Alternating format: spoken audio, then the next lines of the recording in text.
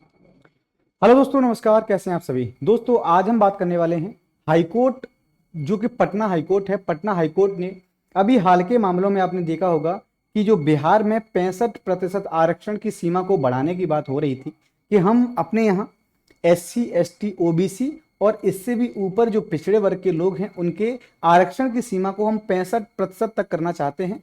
उनके इस आरक्षण की सीमा को पटना हाईकोर्ट ने निरस्त कर दिया है। आज हम जानने वाले हैं उन सभी बिंदुओं को कि आखिर पटना हाईकोर्ट के द्वारा ऐसा निर्णय क्यों लिया गया है। आखिर यह सीमा आरक्षण की सीमा से ज्यादा थी या फिर पटना हाईकोर्ट ने कोई और तर्क इसमें दिया है। इन सभी बिंदुओं को आज हम चर्चा करेंगे और इन सभी बिंदुओं को आज हम जानने वाले हैं। तो पहली चीज तो आपको यह मालूम होनी चाहिए कि जो हमारे यहाँ आरक्षण है, आरक्षण की पृष्ठभूमि क्या है, यानी आरक्षण को हमारे यहाँ कब कब प्रारंभ किया गया है और किन किन बिंदुओं पर आरक्षण को दिया गया था भाई। तो पहली चीज तो आपको याद होगी कि जाति आधारित आरक्षण प्रणाली की जो परिकल्पना है भारत में, वो 1882 में लॉर्ड रिपन के समय पर प्रारंभ होती है। 1882 में हमारे यहाँ जाति आधारित आरक्षण की परिकल्पना को तैयार किया गया था, जिसमें विलियम हंटर और ज्योतिबा फुले इन्होंने महत्वपूर्ण भूमिका निभाई है। ज्योतिबा फुले की हम बात करें तो ज्योतिबा फुले जो हैं ये सामाजिक आंदोलन के प्रणेता माने जाते हैं। इन्होंने महाराष्ट्र के आसपास के क्षेत्रों में सामाजिक आंदोलन चलाया था। वर्तमान में जो आरक्षण प्रणाली लागू है उसकी शुरुआत अगर सही अर्थों में देखी जाए तो 1933 में होती है। 1933 से पहले 1932 में डॉक्टर अम्बेडकर साहब और गांधी जी के बीच में जो पूना पैक्ट हुआ था, पूना पैक्ट के बाद हमारे यहाँ कुछ विशेष वर्गों को आरक्षण की श्रेणी में रखा गया। जैसे आप जानते हैं जो कम्युनल अवार्ड आया है 1929 में, जो कम्युनल अवार्ड आया था, इसके तहत मुसलमानों, सिखों, भारतीय ईसाइयों, एंग्लो इंडियन, यूरोपीय लोगों आदि दलितों के लिए आरक्षण की सीमा को बढ़ाया गया।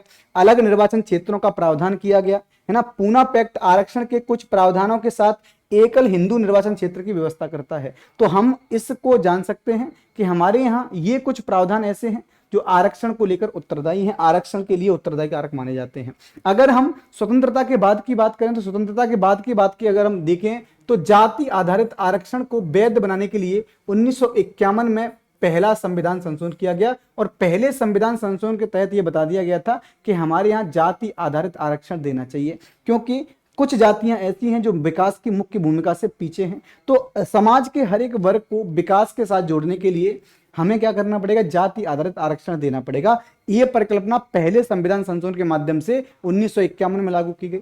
मंडल आयोग ने 1951 में ओबीसी वर्ग के लिए 27% आरक्षण की व्यवस्था की है। तो ओबीसी को भी हमारे यहाँ मंडल कमीशन की रिपोर्ट के तहत आरक्षण प्रदान किया गया है। उसके बाद आप देखोगे कि 103वां संविधान संशोधन 2019 में हुआ। इसके तहत ईडब्ल्यूएस जो कि सामान्य श्रेणी में या अनारक्षित श्रेणी में जो ईडब्ल्यूएस है, ईडब्ल्यूएस को 10% आरक्षण दिया गया है। 10% आरक्षण दिया गया है। हालांकि ऊपर मिलने वाला जो आरक्षण था वो सामाजिक और शैक्षणिक स्तर पर मिलने वाला आरक्षण है, जबकि जो आपका ईडब्ल्यूएस को आरक्षण मिला है, यह आरक्षण हमारे यहाँ आरक्षण की सीमा को थोड़ा सा अलग होता है। ये आर्थिक रूप से जो पिछड़ापन है उसके आधार पर अनारक्षित श्रेणी के लोगों को दिया गया है शिक्षा और नौकरी में। हम इसकी बात करें सर, इसकी जो पृष्ठभूमि है या न्यायिक घोषणा क्या क्या है, आरक्षण को लेकर कौन कौन से ऐसे मामले हैं जो संविधान निर्माण के बाद उठाए गए हैं।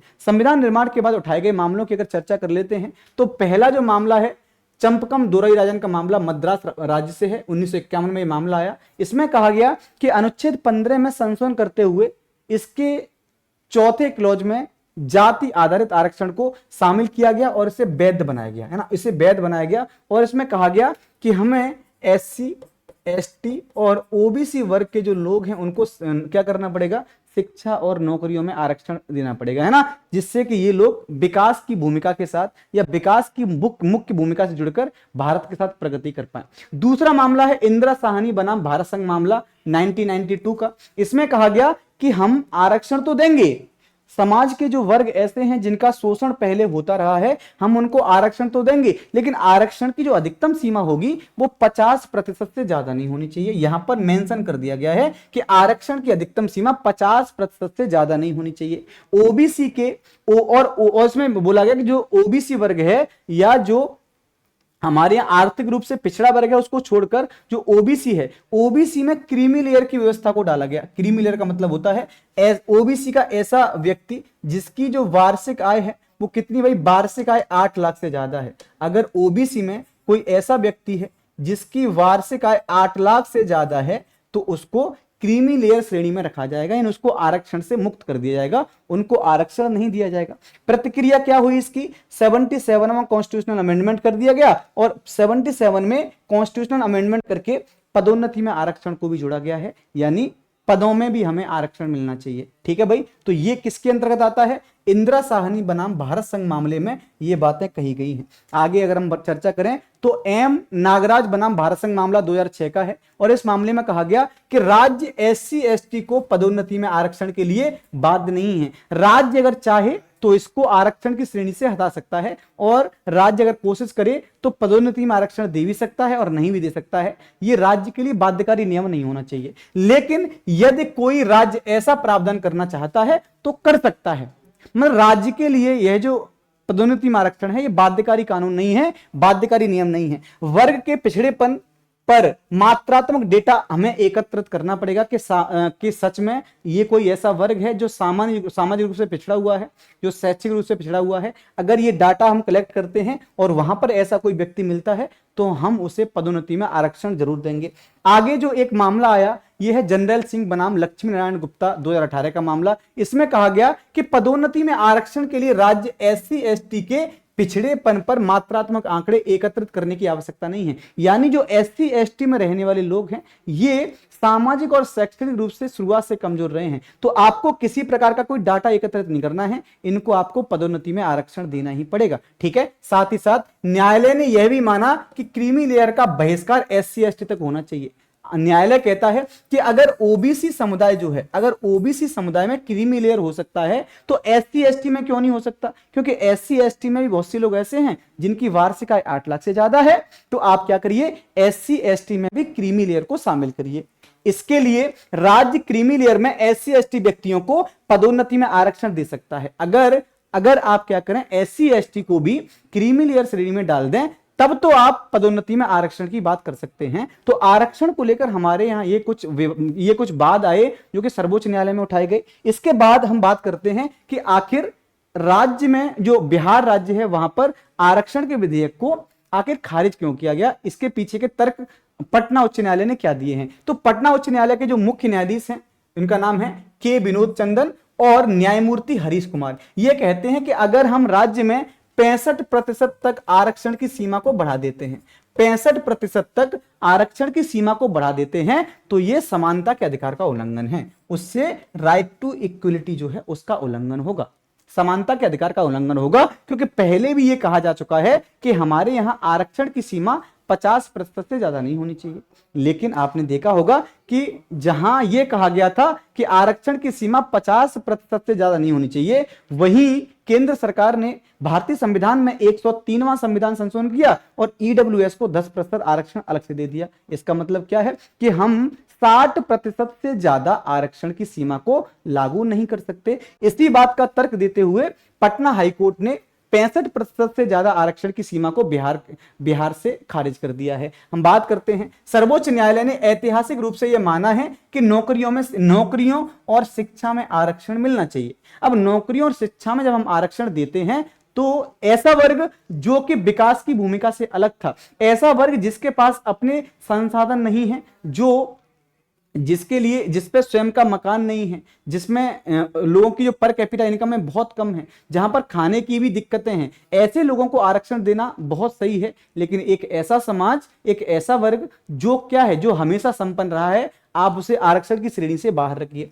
कुल सीटों के 50% से आपको अधिक आरक्षण नहीं देना है। सुप्रीम कोर्ट इसकी भी बात कहता है कि हमें 50% से ज्यादा आरक्षण नहीं देना चाहिए। लेकिन यहां पर कहा गया है कि 1990 में मंडल आयोग मामले में 9 न्यायाधीशों की पीठ ने 50% की सीमा की पुष्टि की और कहा कि यह बाध्यकारी नियम है। यानी इसमें कहा गया था कि जो 50% तक की सीमा है इससे ज्यादा आरक्षण नहीं दिया जाना चाहिए।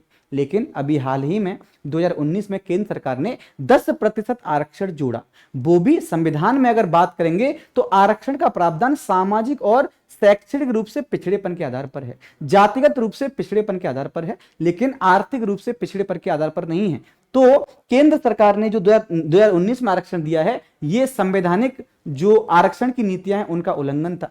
आगे बात करें हम, आगे अगर हम इसमें देखें कि हालांकि बेटा क्या है, अपवाद भी हो सकता है, और अपवाद के रूप में मैंने आपको बताया भी है, केंद्र सरकार ने भी हाल ही में क्या किया है, ये ईडब्ल्यूएस को जो आरक्षण दिया है, ये अपवाद का ही एक उदाहरण है, अपवाद का ही एक उदाहरण है। अब हम बात करते हैं, क्या भारत में ऐसे भी राज्य हैं, क्या भारत में ऐसे भी राज्य हैं जिन्होंने 50% से ज्यादा आरक्षण अपने राज्य में दे रखा है? तो निश्चित तौर पर अपवाद के रूप में छत्तीसगढ़ राज्य में 72% आरक्षण की सीमाएं हैं, तमिलनाडु में 69% से ज्यादा आरक्षण लोगों को मिला हुआ है, अरुणाचल प्रदेश, मेघालय, मिजोरम और नागालैंड में नागालैंड के ये जो चारों प्रत्येक राज्य हैं, इनमें आरक्षण की सीमा 80% से भी ज्यादा है।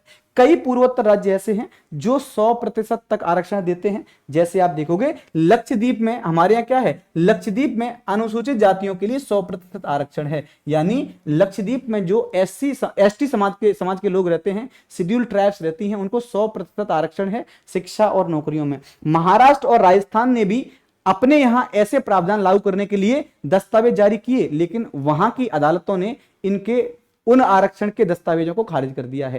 तो पटना हाईकोर्ट ने जो तर्क दिया है उसमें यह दिया गया है कि हमारे यहां संविधान में कुछ विशेषताएं दे रखी हैं। संविधान कहता है कि आरक्षण की सीमा 50% से ज्यादा नहीं होनी चाहिए, लेकिन राज्य के लिए बाध्यकारी नियम नहीं है। राज्य अगर ऐसा चाहे तो ये सब कर सकता है। हालांकि अभी बिहार की राज्य सरकार ने कहा है कि पटना हाईकोर्ट के निर्णय की हम निंदा करते हैं, इसके लिए हम सर्वोच्च न्यायालय जाएंगे और सर्वोच्च न्यायालय में जाकर हम अपने बिहार में रहने वाले लोगों को जातिगत आधार पर, शैक्षणिक आधार पर या उनको सामाजिक आधार पर 65% आरक्षण दिलाने की पूरी कोशिश करेंगे। तो दोस्तों, ये हमारी आज की क्लास, अगर आपको यह क्लास बहुत अच्छी लगी है तो हमारे चैनल को सब्सक्राइब करें और वीडियो को शेयर करें। Thank you so much.